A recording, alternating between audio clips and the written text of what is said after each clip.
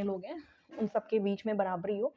लेकिन social justice की theory में शायद पुरुष समाज हमारा नहीं आ पाता है, या शायद जो पुरुष समाज है ना वो समाज का हिस्सा ही नहीं है, वो समाज से कहीं अलग, कहीं ऊपर बैठा हुआ है। इसीलिए सोशल जस्टिस वाली जो बात है वो इसके ऊपर लागू नहीं होती, मुझे आज ऐसा लग रहा है। बहुत सारे वीडियोस में बोला जा रहा है कि अतुल सुभाष जी बहुत गहरे मानसिक अवसाद में थे। मुझे लग रहा है कि बिल्कुल भी ये नहीं बोलना चाहिए कि अतुल सुभाष जी बहुत मानसिक अवसाद में थे, क्योंकि ये बोलने का मतलब साफ है कि हम जिन लोगों ने क्राइम किया है, जो क्रिमिनल हैं, उनकी क्राइम की सीमा को कुछ मात्रा तक कम कर रहे हैं। मुझे ऐसा लगता है कि हमें जो भी लोग मानसिक अवसाद शब्द का प्रयोग कर रहे हैं अतुल सुभाष जी के लिए, वो बिल्कुल गलत बोल रहे हैं। क्योंकि मानसिक अवसाद का मतलब होता है कि परिस्थितियाँ उतनी बड़ी नहीं थीं, लेकिन जो मेंटल डिसऑर्डर है उसने उसको इतना बड़ा बना दिया। तो अतुल जी के केस में ऐसा बिल्कुल भी नहीं था। उनको किसी टाइप का मेंटल डिसऑर्डर नहीं था। उनकी जो ये हालत हुई उसके ज़िम्मेदार बिल्कुल उनकी वाइफ़ और उनकी मदर इन लॉ, और वो जौनपुर की फैमिली कोर्ट की जज हैं। मानसिक अवसाद में वैसे भी इंसान कुछ इतना स्पष्ट नहीं बोल सकता।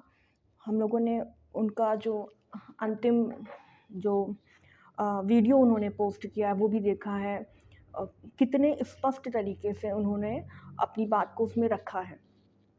कहीं ऐसा नहीं लग रहा है कि उन्होंने उनके जो विचार हैं वो समझ में नहीं आ रहे हैं, या बहुत सारे विचार आपस में टकरा रहे हों, इस तरीके से उन्होंने कोई थॉट नहीं रखे हैं अपने।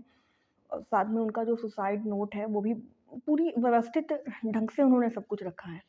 तो अगर सच में उनको किसी प्रकार का मानसिक अवसाद होता तो वो अपनी बात को इतना क्लियर बिल्कुल रख नहीं सकते थे, क्योंकि जो मानसिक अवसाद वाला व्यक्ति होता है वो या तो अपनी ज़ीरो थॉट वाली स्टेट में पहुंच जाता है, या अनलिमिटेड थॉट वाली स्टेट में पहुंच जाता है, जहां वो अपने विचारों को इतना व्यक्त नहीं कर सकता।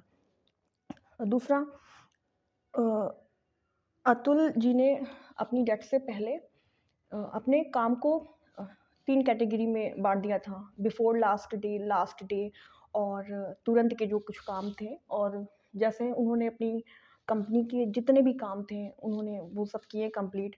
अपने जो हाउस हेल्पर थे, उनको पेमेंट दी, और बहुत सारे काम उन्होंने किए, जो प्रॉपर्टी के कागज़ात थे, उससे रिलेटेड काम किए।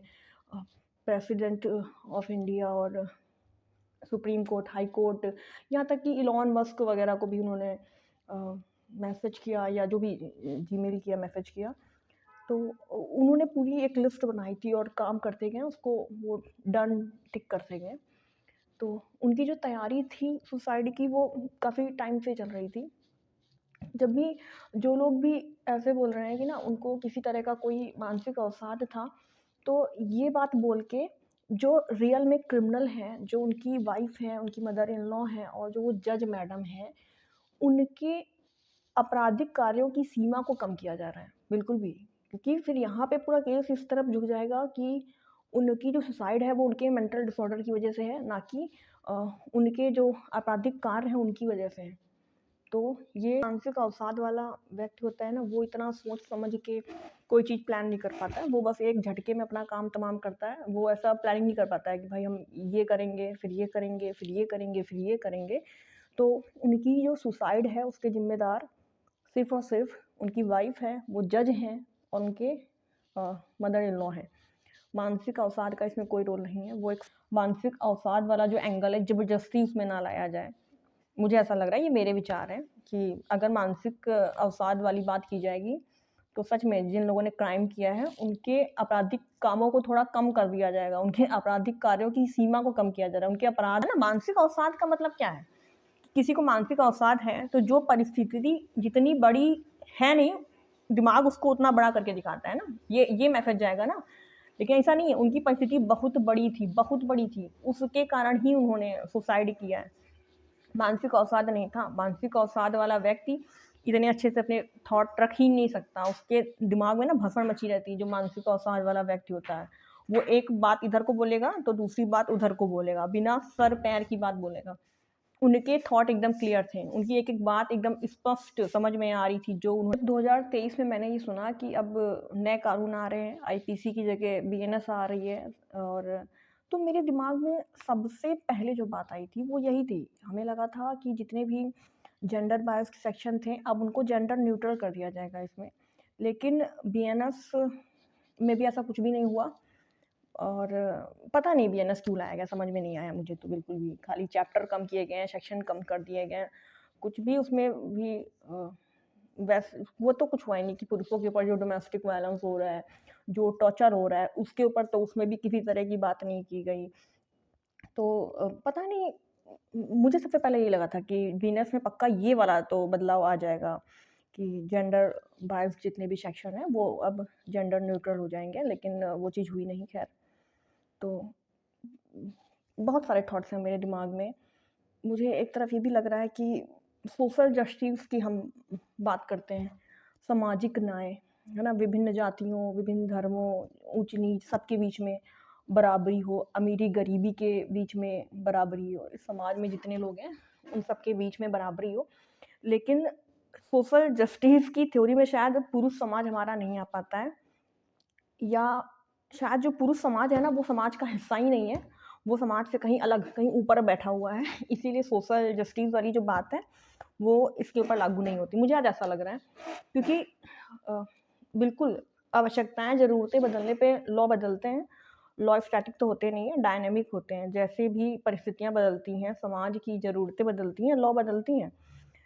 लेकिन अभी तक पुरुषों पे होने वाले डोमेस्टिक वायलेंस या पुरुषों पे होने वाले अत्याचार या जितनी और भी बहुत सारे क्राइम हो रहे हैं, आप सबको पता है, उनके ऊपर कोई भी कानून नहीं है। और इस तरीके की जो धोखाधड़ी हो रही है, उसमें भी कुछ भी नहीं है, मतलब महिला ही फँसा ही जा सकती हैं। तो सोशल जस्टिस पुरुष समाज के लिए तो ख़ैर अभी आया ही नहीं, वो उसमें तो शायद सामाजिक न्याय में पुरुष समाज है ही नहीं। पुरुष समाज समाज का हिस्सा ही नहीं है, पुरुष समाज तो कहीं ऊपर रहता है शायद, पता नहीं कहाँ रहता है।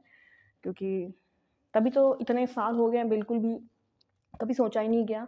और अतुल सुभाष जी का जो केस है ना, वो कोई पहला केस नहीं है। इसके पहले भी ऐसे हम लोगों ने केसेस सुने हैं। कोई एक अरविंद का केस था, एक अरविंद भारती का केस था, एक मखदूम का केस था। मैंने जो मेंस राइट एक्टिविस्ट हैं, दीपिका भारद्वाज, जब वो जो स्टॉक पे आई थी, तब मैंने उनके मुँह से अरविंद भारती कोई थे, उनकी ऐसी स्टोरी सुनी थी। उनका भी 10-15 साल का ऐसा स्ट्रगल था, उसके बाद उन्होंने सुसाइड की। मखदूम कोई आई थिंक ये दीपिका भारद्वाज की डॉक्यूमेंट्री में मैंने देखी थी कई साल पहले, तो उसमें उनका भी यही था। एक मोहन यादव करके थे, कुछ मनमोहन, मतलब कई सारे ऐसे लोगों का मैंने सेम सेम ऐसी स्टोरी थी। बस अंतर इतना है कि इस बार ये पूरा मीडिया में छा गया है, उन लोगों की स्टोरी मीडिया में नहीं छाई थी, अंतर इतना था। तब तो कोई लॉ नहीं बने, तब भी आईपीसी में कोई बदलाव नहीं आया। अब तो लेकिन सबसे जो ज़रूरी बात है वो यही है कि न्याय मिलना चाहिए। और अभी जो हमारे लॉ हैं, हमें तो नहीं लगता है उसमें कुछ ऐसे प्रावधान हैं कि जिससे अतुल सुभाष जी को पूरा न्याय मिल सके, पूर्ण न्याय मिल सके। अभी तो कुछ भी ऐसा कोई ख़ास प्रावधान नहीं है, मतलब है, मिलेगा, लेकिन पूरा न्याय तो इस व्यक्ति को कभी मिल नहीं सकता। अभी मेरे दिमाग में केस आ रहा है, मैंने 4-5 नहीं, शायद 2-3 साल पहले न्यूज़पेपर में पढ़ा था। विष्णु तिवारी करके एक व्यक्ति था, जिसको रेप के झूठे केस में फँसाया गया और वो 20-25 साल जेल में रहा। उसका पूरा समय बर्बाद हो गया। कोई क्या मुआवज़ा भी उसका वो समय वापस कर सकता है? वो जब गया था, वो यंग एज का लड़का था, जब आया वो एक उम्रदराज व्यक्ति हो चुका था।